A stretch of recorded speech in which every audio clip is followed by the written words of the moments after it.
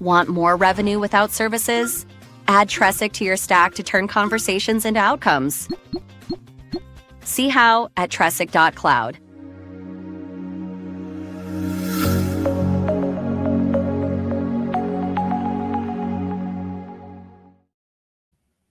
Hey everybody, it's Doug Green and I'm the publisher of Technology Reseller News, and I'm very pleased to have with me today Greg LaBrie of WEI.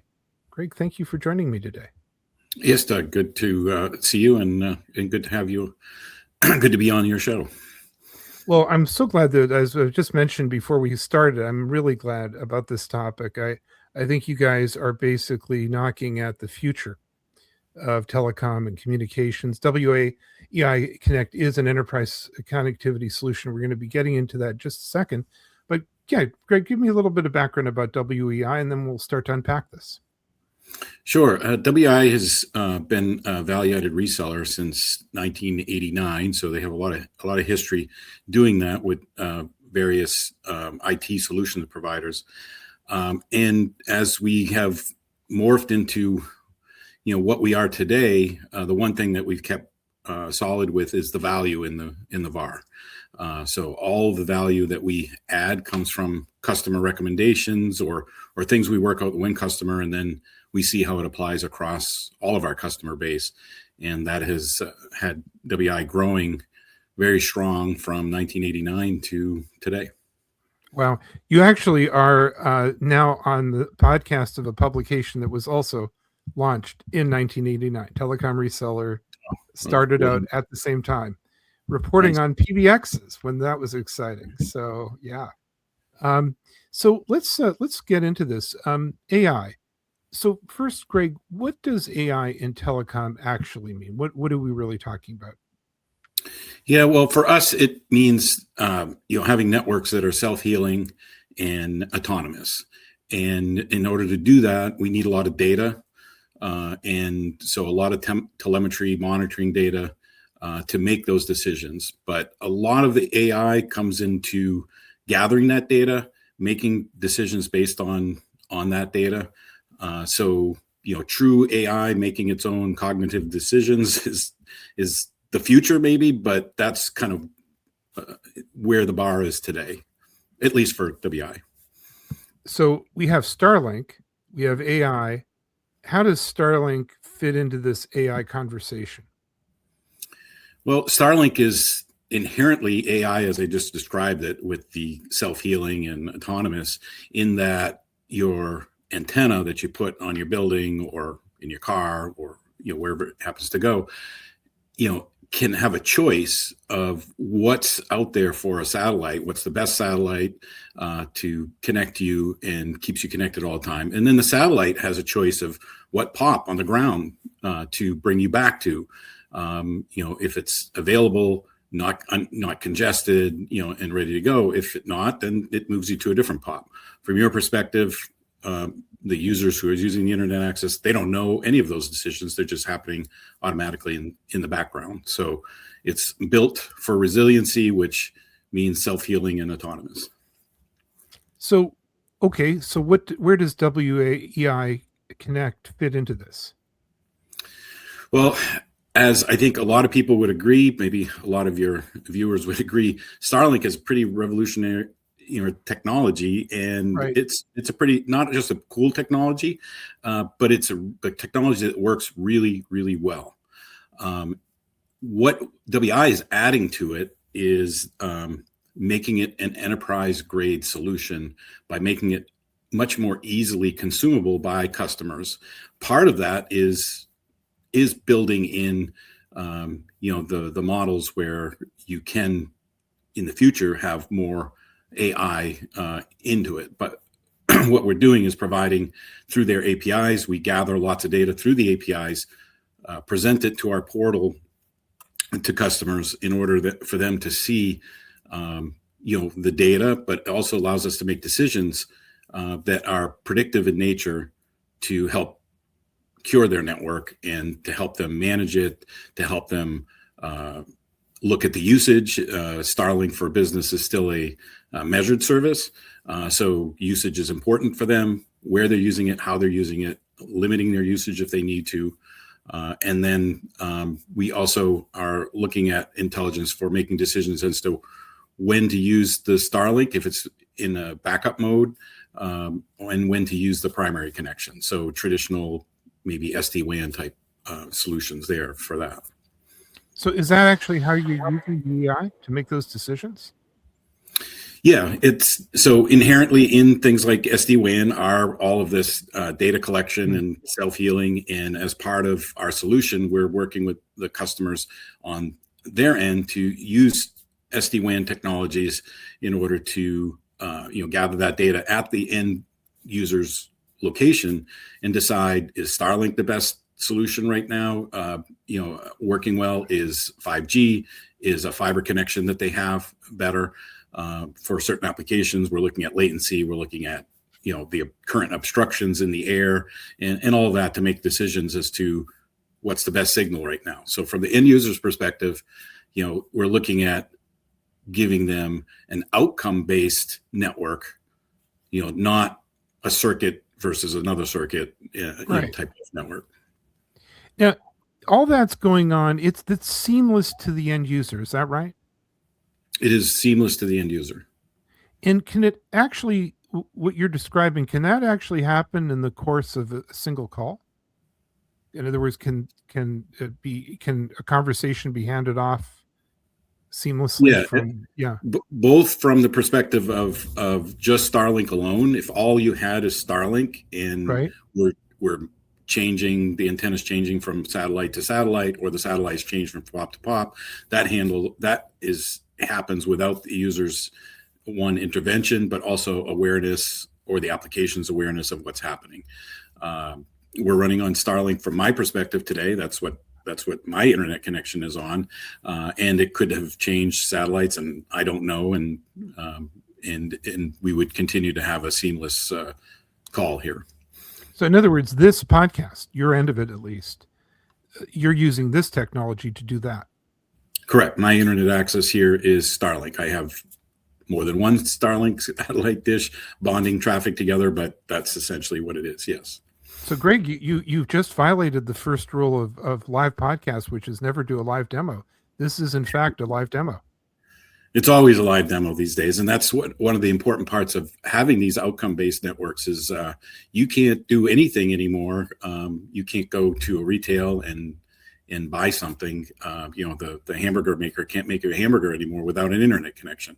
Not because the fry later needs it, but the financial transaction goes across the internet. And so they need that internet connectivity. So having good, solid internet connectivity, again, outcome-based, is critical. Where do we go from here? So what are we looking at over the next 3 years? What are we looking at over the next 5 years? Well, I think what we're set up to do with our portal and with the APIs and the connection we have with Starlink is we continue to gather more and more data. I mean, that's kind of what we're doing in order to get it to be that we can make even more decisions autonomously and correct certain problems that do require human intervention today. Whether it's to reboot the system, upgrade the system without any interference and things like that. That's still, patching, upgrading is still an event that does take some outage window. And so things like that, as we go, will get better and better with, again, collecting more and more data, making better and better decisions. A lot of our readers, we have about 20,000 enterprise readers. Let's talk to them for just a second. How is this going to impact them?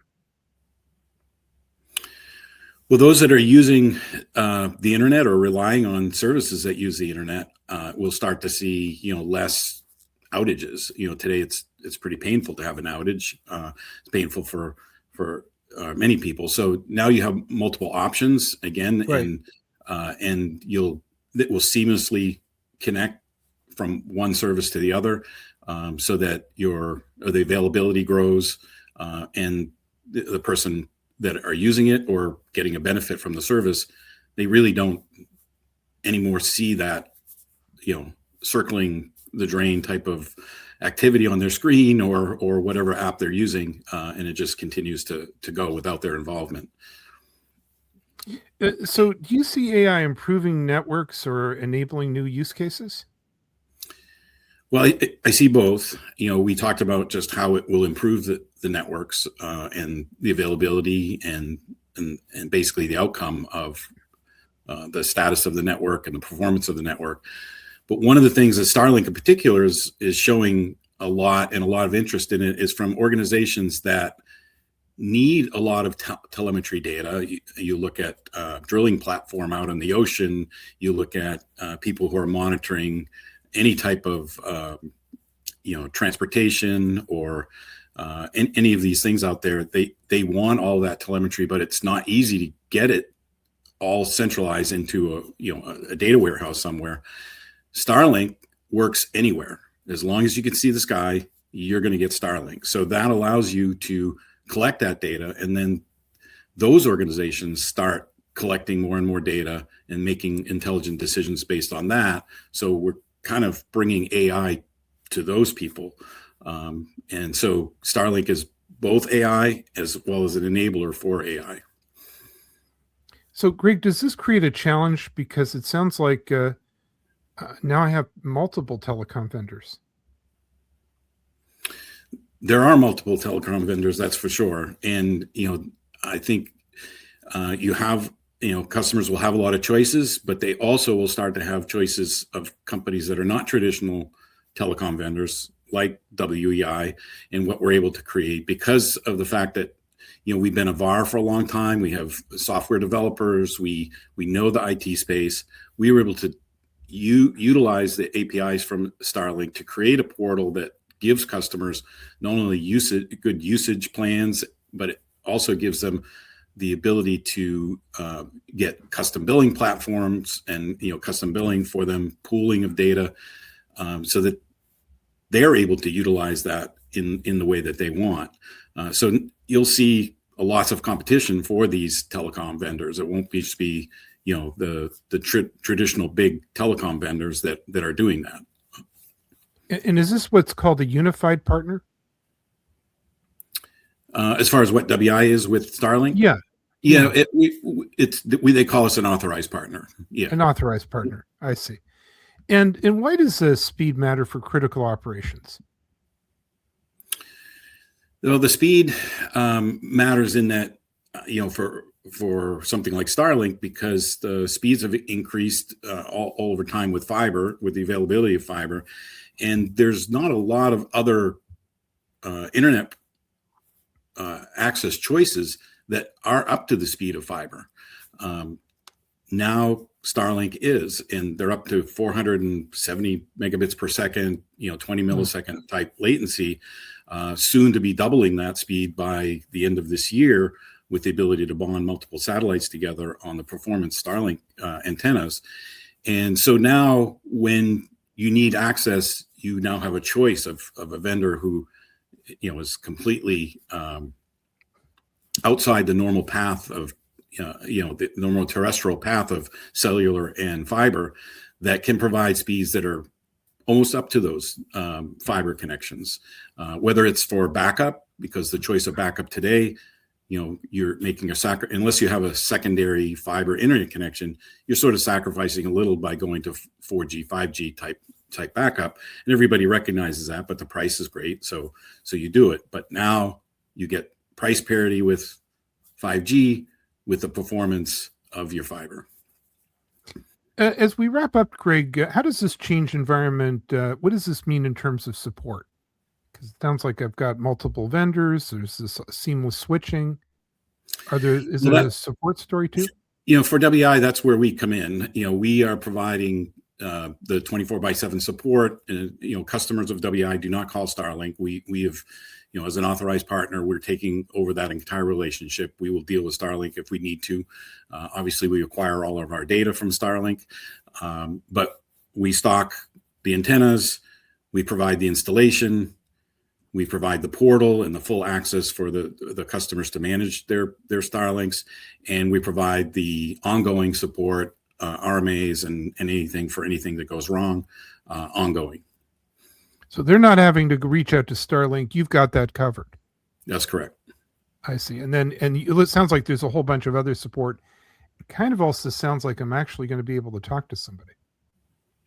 Yeah, we on our portal, we allow you to open up a ticket, but we also always have this 800 number call, and we have technicians sitting there ready to go, whether it's a question about the alignment of your antenna on the roof, or you're seeing performance issues, and because we're VAR, we have we have a lot of good solid SD-WAN engineers, so we can work with the customers all the way down to the router, and help them to identify an issue, even if it isn't a Starlink issue, to try and help them to what's going on with their network. Greg, I really want to thank you for joining me today. This has been really interesting. I don't mind saying to everybody, we love doing agentic AI podcasts, but I was glad today also to do a topic about this. This, I think, is also a little look into the future. I'm looking forward to the idea of this very rapid switchover, and you don't get all these disruptions.